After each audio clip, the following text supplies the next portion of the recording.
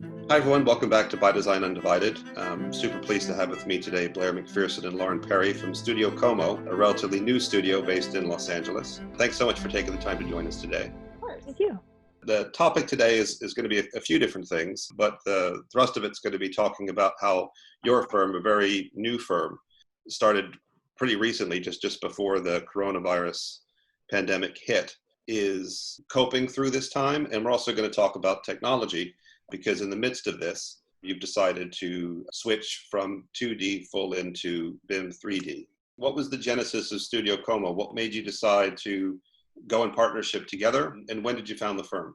We've always worked for wonderful mentors, and we're also doing that last year at about this time. But we were both separately recruited to look at positions again at a large firm. And through that process, we both individually realized that we didn't really want to work for somebody else again, that we were ready to work for ourselves and build a studio in our own vision. We both have a lot of experience through our career so far in projects that are large commercial projects all the way down to small residential. And moving forward with Studio Como, we are focusing on hospitality and restaurant work. And we actually have a fair amount of work in the boutique fitness sector, which we've seen grow in the past few years. We're really taking a look at everything, literally at every level and every task within a project and just firm operations. Would you say that's pretty close, Lauren? I think that's pretty close. I mean, having my own firm has always been in the back of my mind. You know, when Blair started mentioning this idea and we were both talking about the recruiting process, and we were just like, is this crazy? Should we do this? And people told us, yes, it is crazy. But we did it anyway.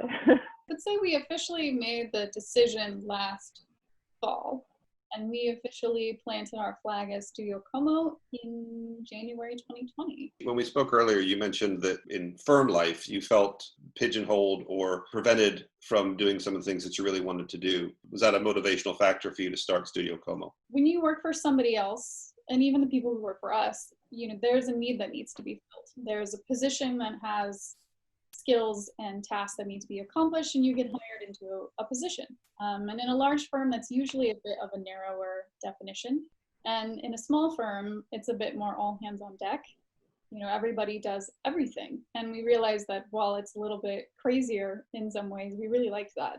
Doing financial projections to concept sketches to presentations and material selections and detailed drawing and construction meetings, like we really actually both enjoy all of it. The places we've worked and the people we've worked with, especially most recently, we've been able to stretch and not be so pigeonholed. Actually, that set us up really well for the transition to having our own firm, is because we knew the ins and outs of running a small firm. In terms of that vision and wanting to set things up in your own way, what are some of the goals in there? What is it that you wanted to bring to Studio Como that was moving on from what you've experienced before or what you had learned from? We both have always been really interested in technology and the process by which we design. We've been trained in what we call audience-based design, where every project you start by examining the audience that the project is for. It's an anthropological approach, and it's very logical, but we center everything around the audience. So, you know, who's the user group, what's important to them, what's regionally different, and then also you're, of course, talking to the client and meeting their needs. Architecture is for everybody, and it makes me personally a little sad when you see design that I don't even know if you can call design, because nobody thought it through, which all kind of does tie back to the audience-based design that we've come up on. It helps it not be so zeitgeisty. You know, yes, we might tap into the zeitgeist, which is great, and being on the forefront of trends, but lasting a long time and not feeling dated or no longer being functional is very important. I mean, one thing that's come up already quite often is the idea of mentorship. How were the two of you mentored? What was that experience like for you? And how then are you bringing mentorship into the central culture of Studio Como? We both actually had the same early mentor. It was a woman, and she handled a lot of construction and worked with a lot of contractors and was in a very male environment. And it was very interesting and wonderful to kind of see how she handled those situations. One of the reasons that she was so successful in her position, and she trained us to do was that your documentation is really important, and it needs to be really tight, and it needs to be really good. And then that plus always being problem-solving approach rather than an adversarial approach, especially with a contractor. That caricature of the architect historically kind of puts you up against the contractor rather than alongside them. She didn't ever approach things like that. 50% of women like leave the workforce. They either go to other fields or they just leave and don't come back. How we're translating that into like how we run our firm and how we want to mentor is female-run team can work.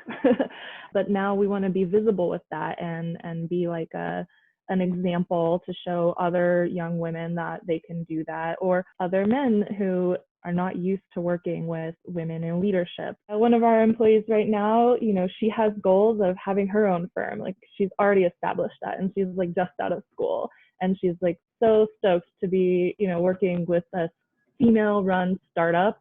And I'm like, oh, it's so great. Like I feel good that she's excited for that.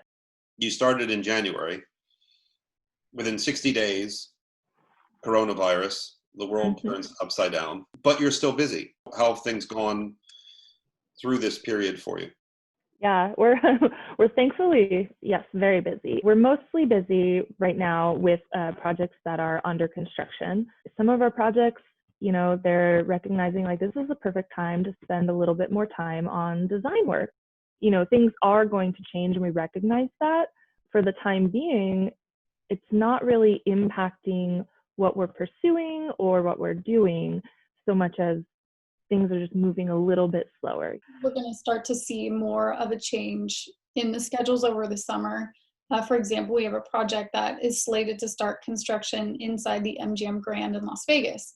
It's closed right now. So whether or not the owner is going to allow the contractors to start work at all, or even if Las Vegas, the county in general, is allowing construction, I'm not even sure. So we're in permitting, and we would typically start construction in the next few months, but we don't know if we will. To them, it's still valuable to work on the design and kind of work out what their brand concept will be that they can build in other locations. And they may just never build this one and move on to the next. Was there a moment that you might have thought that, oh my gosh, the timing's wrong, we've made a tragic error?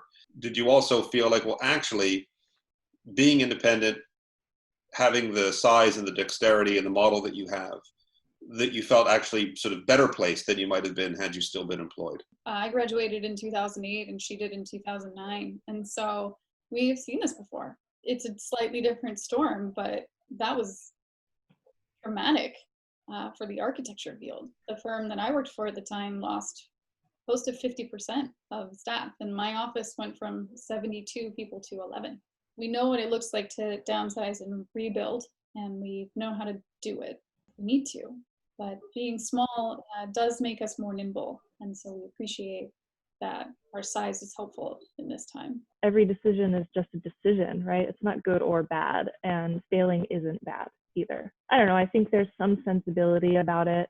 I don't think it's ever a mistake to take a risk and do something that you've always wanted to do. When you started, you were a 2D firm, correct? 2D for technical documentation. We did rely pretty heavily on 3D modeling for explaining designs to clients and visualization. But now you're moving wholesale into BIM with ArchiCAD. I suppose the $1 million question is, why now? Why this moment? Starting a new firm is a great opportunity. Like we're resetting our templates, we're questioning everything.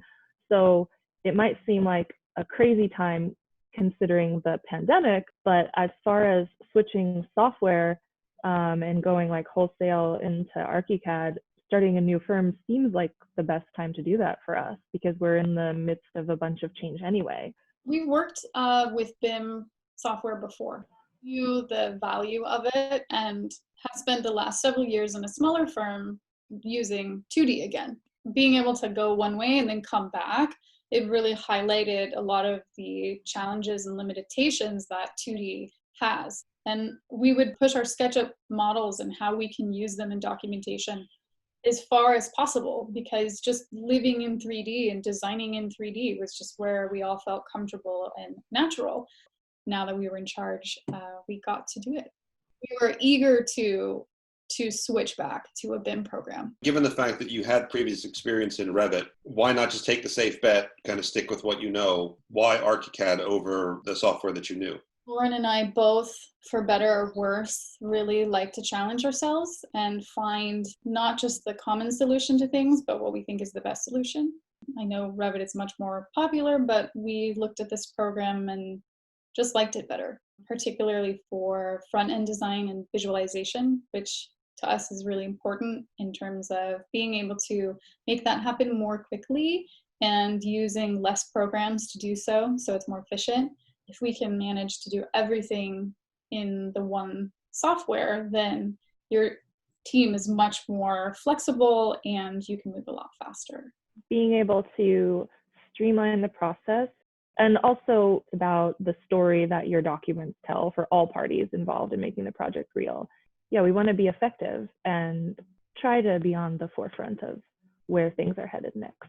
Out of crisis comes opportunity. Do you think that it is likely that more architects in your generation, in your peer group, are going to reassess where they are right now?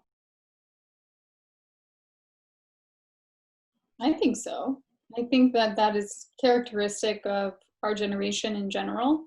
And with technology and tools like this, it's easier for people to be able to do that. Like Lauren said, it's always a good idea to take a risk. We'll see a lot of people trying to do their own thing. How do you see your generation working to advance the AEC industry as we come out of this pandemic and get on with our future? I think that we'll be more ready and willing to approach how spaces are designed differently. Lauren and I already had some conversations about the restaurant portion of our practice. You know, when you design a successful space, you make people feel a lot of different things. In healthcare, you want people to feel calm and safe and healthy. And in a bar or a restaurant, you really want them to be having a good time and feel good about themselves. Throughout all of architecture now, feeling safe is something that we are going to need to foster through how we design space. Traditionally, in restaurants and bars,